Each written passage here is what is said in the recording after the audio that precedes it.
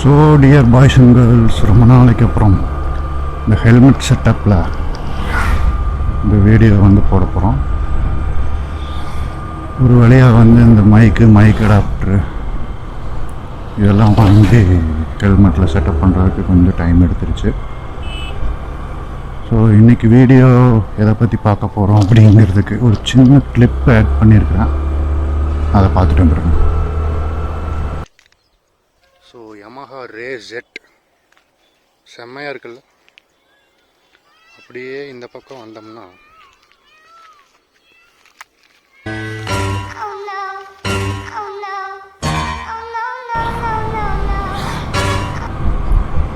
So என்னாச்சுன்னு பார்த்துருப்பீங்க, நம்மளோட Yamaha ஸ்கூட்டர் வந்து ஒரு சின்ன ஆக்சிடெண்ட் ஆகிடுச்சு.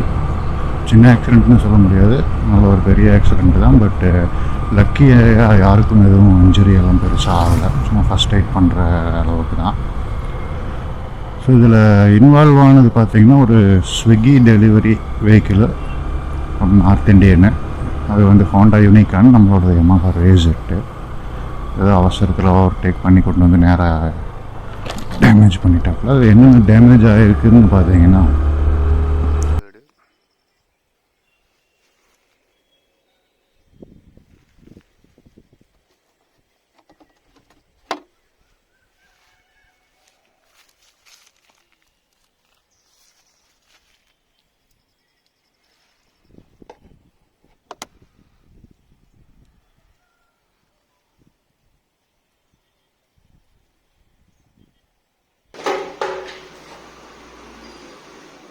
ஃபஸ்ட்டு வந்து மட்கார்டு உடஞ்சிருக்கு இல்லைங்களா?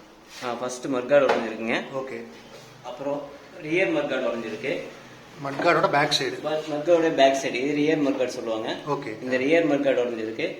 அப்புறம் ஃப்ரண்ட்டு இந்த கவுல் உடஞ்சிருக்கு, பேக் சைடு இந்த சைடு. அப்புறம் மேல் டாப் கவரும் உடஞ்சிருக்கு. இந்த டாப் கவரும் உடஞ்சிருக்கு. ஓகே. சரிங்களா? அப்புறம் இந்த ஃபுட்ரஸ் பிளாட்ஃபார்ம் வந்து உடஞ்சிருக்கு. பிளாட்ஃபார்ம் அதில் 2 லேயர் ஒரு 2மே உடஞ்சிருச்சு இல்லைங்களா? 2 டாப்ல இருக்கிறது உடஞ்சிருச்சு, பாட்டம்ல இருக்கிற பீஸும் ஃபுல்லாக உடஞ்சிருச்சு. ஓகே. லெஃப்ட் சைடு பார்த்தீங்கன்னா இந்த பீஸ் சைடு ஃபுல்லாகவே உடஞ்சிருச்சு. ஓகே. அதுக்கப்புறம் சைலன்சர் ஃபுல்லாக டேமேஜ். சைலன்சர் வந்து ஃபுல்லாக ஆகிடுச்சு.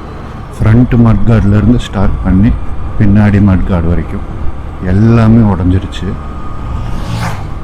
பிகாஸ் எல்லாம் இந்த Yamaha Rayல பார்த்தீங்கன்னா மேஜர் ஸ்பேர் பார்ட்ஸ் எல்லாமே பிளாஸ்டிக்கில் இருக்கும். ஸோ அந்த வெஹிக்கிள் இன்வால்வ் ஆன அனதர் வெஹிக்கிள் பார்த்தீங்கன்னா பெருசாக எந்த டேமேஜ் இல்லை, பம்பர் மட்டும் பெண்ட் ஆகிருக்கு. ஸோ நம்ம வெஹிக்கிளில் மேஜர் டேமேஜ் வந்து பிளாஸ்டிக் பார்ட்ஸாக இருந்தாலும் ஒரு முக்கியமான பார்ட்டும் வந்து பெண்ட் ஆயிடுச்சு. அது எதுன்னு பார்த்தீங்கன்னா சைலன்சர் வந்து என்னாச்சுன்னா பெண்ட் ஆகி டயரில் போய் ஜாம் ஆகிற அளவுக்கு வந்து பெண்ட் ஆயிடுச்சு. ஸோ அந்த பெண்ட் எடுத்து ரீப்ளேஸ் பண்ணுறதுங்கிறது பாசிபிள் இல்லை, புது சைலன்சர் எதுவும் மாற்றணும். ஸோ இந்த ஆக்சிடென்டல் ரிப்பேர் ஒர்க்கை வந்து யூஷுவலாக பார்த்தீங்கன்னா என்ன பண்ணுவோம்னா, ஆக்சிடென்ட் ஏதாவதுனா ஷோரூமில் கொண்டு போய் வண்டியை கொடுத்துருவோம், அவங்களே எல்லாம் மாற்றிடுவாங்க. மாற்றிட்டு கிளைம் பண்ணி எவ்வளோ கிளைம் ஆச்சு, பேலன்ஸ் நம்ம எவ்வளோ பே பண்ணணும் அப்படிங்கிற சொல்லிடுவாங்க. இது வரைக்கும் அப்படி தான் பண்ணியிருப்போம். பட் இந்த டைம் ஒரு டிஃப்ரெண்ட்டாக ஒரு எக்ஸ்பீரியன்ஸ் இருக்கணும், கொஞ்சம் நல்லா இன்டெப்த்தாக வந்து நான் என்ன நாலேஜ் தெரிஞ்சுக்க முடியும்னு பார்க்கலாம் அப்படின்ட்டு நம்ம ரெகுலராக சர்வீஸ் பண்ணிட்டு இருக்கிற ஒர்க் ஷாப்லேயே இந்த ரிப்பேர் ஒர்க்கை பண்ணி பார்க்கலாம் அப்படின்ட்டு அட்டன் பண்ணியிருக்கிறோம். ஸோ இதுக்கு இன்சூரன்ஸ் கிளைம் ஆகும்னு கேட்டிங்கன்னா கண்டிப்பாக கிளைம் ஆகும். அதெல்லாம் ஆல்ரெடி கன்சல்ட் பண்ணியாச்சு. நம்ம இன்சூரன்ஸ் பார்த்திங்கன்னா Royal Sundaram general insurance. So வெஹிக்கிளுக்கு தேவையான இன்ஸ்பெக்ஷன் எல்லாமே முடிஞ்சது, இன்னும் அப்ரூவல் கொடுத்துட்டாரு. இப்போது வந்து ஸ்பேர்ஸ் எல்லாம் ஆர்டர் பண்ணியிருந்தோம், அதெல்லாமே வந்து வர்றதுக்கே ஒரு 10 days ஆயிடுச்சு. ஸோ இப்போ பார்த்தீங்கன்னா இந்த நடுவில் ஒர்க் பண்ணும்போதெல்லாம் வீடியோ எடுத்திருந்தோம், அதெல்லாம் கொஞ்சம் நான் ஆட் பண்ணுறேன்.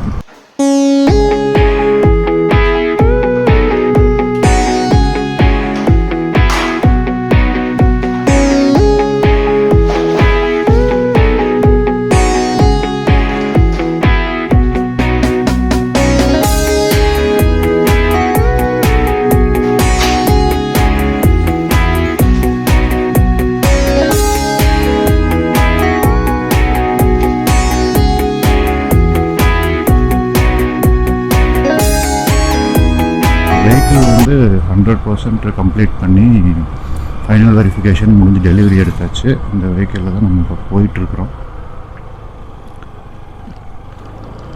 ஸோ இந்த ப்ராசஸ் வந்து பார்த்திங்கன்னா ரொம்ப சிம்பிள். நம்ம ஜஸ்ட்டு ஒர்க் ஷாப்பில் வண்டியை கொண்டு வந்து கொடுத்ததுக்கப்புறம் கிளைம் இன்டிமேஷன் பண்ணணும். அவங்க வந்து சர்வே பண்ணுவாங்க எந்த அளவுக்கு டேமேஜ் ஆகிருக்குது அப்படின்ட்டு. சர்வே பண்ணி முடித்ததுக்கப்புறம் நம்ம கொட்டேஷன் கொடுக்கணும், என்னென்ன ஆக போகுது அப்படிங்கிற எக்ஸ்பென்சஸ் ஆக போகுதுங்க.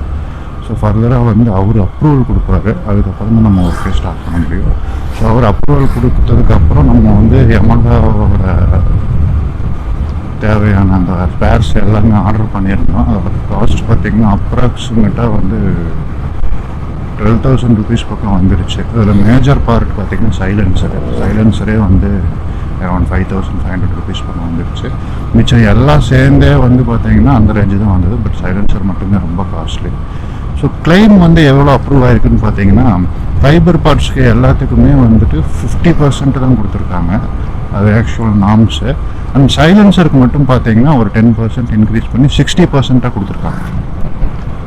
ஸோ 5,000 சம்திங் டு 5,200னா அதில் 60% மட்டும்தான், அதாவது 3,700 600 அந்த ரேஞ்சில் தான் கிளைம் கொடுத்துருக்காங்க. மித்த பிளாஸ்டிக் பார்ட்ஸுக்கு எல்லாத்துக்குமே பார்த்தீங்கன்னா ஒரு எக்ஸாக்டாக 50%. அண்டு இந்த சர்வீஸ் பண்ண லேபர் சார்ஜ் நம்ம வந்துட்டு 2,500 வந்து கோட் பண்ணியிருந்தோம். பட் அவங்க கொடுத்துருக்கிறது வெறும் 800 rupees தான். இந்த இவ்வளோ டேமேஜும் சரி பண்ணுறதுக்கு அவங்க கொடுக்கக்கூடிய அந்த காம்பன்சேஷன் வந்து பார்த்திங்கன்னா 800 rupees தான். ஸோ இது வந்து கிளைம் ப்ராசஸ் ஆகி வர்றதுக்கு ஒரு 10 days ஆகும். ஸோ வெஹிக்கிள் ரெடி ஆனதுக்கப்புறம் நம்ம தான் வந்து பே பண்ணி டெலிவரி எடுத்துக்கிற மாதிரி இருக்கும். அப்படி தான் பே பண்ணி எடுத்துட்டோம். இனி பில்ஸ் எல்லாம் வந்து அவருக்கு கொடுத்தாச்சு, ஹேண்ட் ஓவர் பண்ணியாச்சு. ஸோ அவர் வந்து கிளைம் ப்ராசஸ் பண்ணி 10 daysக்குள்ளே வந்து அக்கௌண்ட்டில் கிரெடிட் ஆகிடும் அப்படின்னு சொல்லியிருக்கிறாரு. ஸோ வெஹிக்கிள் தான் டெஸ்ட் ட்ரைவ் பண்ணிகிட்ருக்குறோம். ஸோ வேறு ஏதாவது பெண்டு அந்த மாதிரி ஏதாவது இருந்துச்சுன்னா நம்ம 2 நாள் ஓட்டி பார்த்தா தான் தெரியும். ஸோ கம்பைன் பண்ணி இந்த ஆக்சிடெண்ட் இதுக்கு வந்து ஆல்மோஸ்ட் வெஹிக்கிளே டோட்டலாக டிஸ்அசம்பிள் பண்ணுற மாதிரி ஆயிடுச்சு. ஸோ இதே டைம்லேயே நம்ம சர்வீஸும் பண்ணிட்டோம்னா ரொம்ப ப்ராசஸ் ஈஸியாக இருக்கும் அப்படின்னு சொல்லி ஃபுல் சர்வீஸும் முடிச்சாச்சு. இன்ஜின் ஆயில், ஏர் ஃபில்ட்ரு, இந்த மாதிரி சர்வீஸ் ஒர்க்கும் முடிச்சிட்டோம்.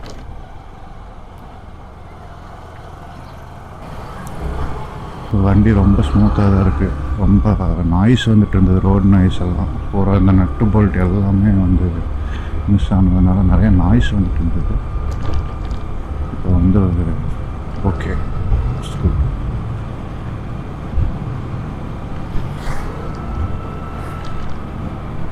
ஸோ முக்கியமான ஒரு வேலை பண்ணணும். என்னென்னு பார்த்தீங்கன்னா ஆர்பிஎம் ரொம்ப அதிகமாக இருக்குது.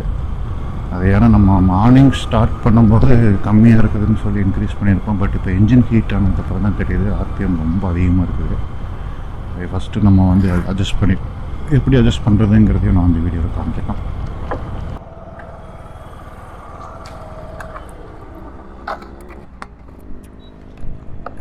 ஸோ இப்போ வந்து நம்ம ஆர்பிஎம் அட்ஜஸ்ட் பண்ண போகிறோம். ஸ்டார்ட் பண்ணி ஹீட் ஆனதுக்கப்புறம் பண்ணிங்கன்னா தான் உங்களுக்கு வந்து கரெக்டாக வரும். இதுக்கு தேவையான டூல்ஸ் பார்த்தீங்கன்னா ஒரே ஒரு star screw driver. Yamaha Ray பொறுத்த வரைக்கும் எப்படி அட்ஜஸ்ட் பண்ணணுங்கிறது பார்த்தீங்கன்னா ரொம்ப ஈஸி. சீட் ஓப்பன் பண்ணிங்கன்னா இந்த இடத்துல ஒரு கவர் இருக்கும். இதை ஓப்பன் பண்ணிங்கன்னா இங்கே தெரியுத ஒரு ஸ்க்ரூ, அதுதான் வந்து ஆர்பிஎம் அட்ஜஸ்ட் பண்ண வேண்டிய அந்த கார்பரேட்டர்லேருந்து வர ஸ்க்ரூவு. ஸோ இதை ஆன்டி கிளாக் வைஸ் கம்மி பண்ணோம்னா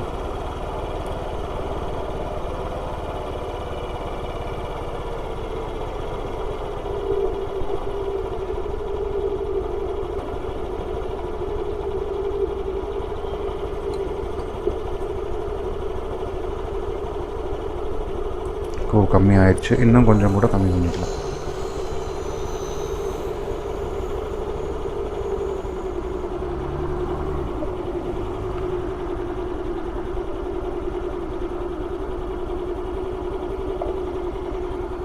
ஸோ ஆர்பிஎம் போதுமான அளவு வச்சாச்சு.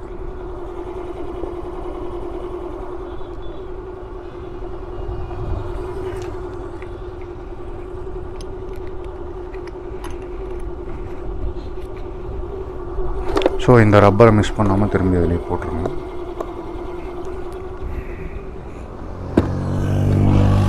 ஸோ புது சைலன்சரு, இந்த ஃப்ரண்ட் அசம்பிளி எல்லாமே புதுசு. மட்கார்டு, இந்த சைடில் இருக்கிற front piece, almost 90% of the plastic வந்து புதுசு.